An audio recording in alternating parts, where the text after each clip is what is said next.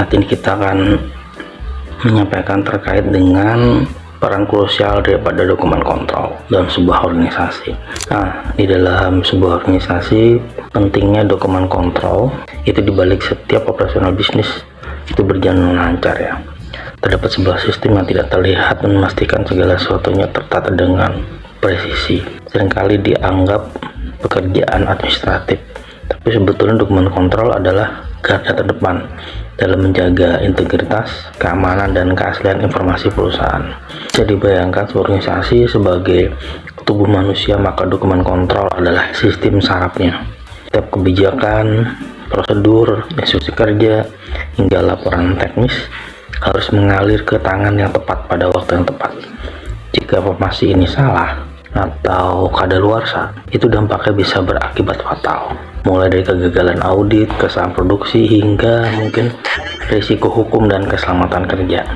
Nah, tugas dan tanggung jawab seorang dokumen kontrol bukan hanya sekedar pengarsip aja sebetulnya. Kayak ini adalah penjaga gawangnya, memastikan standarisasi, menjamin semua dokumen memiliki format, penomoran, dan revisi yang konsisten sesuai dengan standar sistem manajemen mutu seperti ISO. Kemudian pengendalian revisi. Jadi memastikan hanya versi terbaru dari dokumen yang digunakan, mencegah penggunaan prosedur lama yang sudah tidak relevan.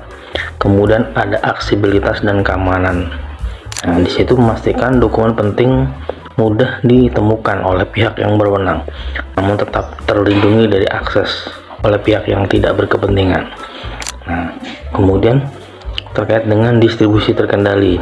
Jadi mengatur arus informasi agar tidak ada celah di mana informasi penting tersesat dan tidak tersampaikan kepada pemangku kepentingan yang terkait. Nah, mengapa ini sangat penting? Nah, di era digital saat ini, di mana data berlimpah, tantangan utama bukanlah ketiadaan informasi, melainkan pengelolaan informasi yang tepat. Dokumen kontrol mengubah kekacauan data menjadi pengetahuan yang terstruktur.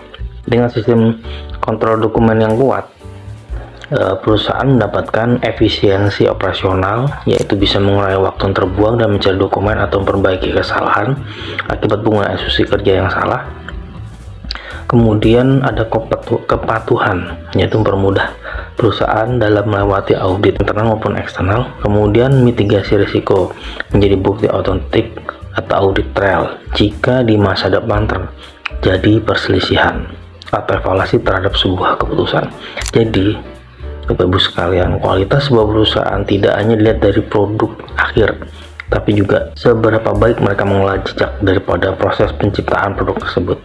Nah, pada akhirnya dokumen kontrol adalah tentang kepercayaan, dengan memastikan bahwa setiap lembar dokumen yang beredar adalah valid, akurat, dan dapat dilacak.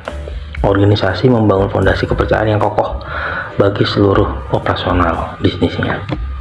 Demikian.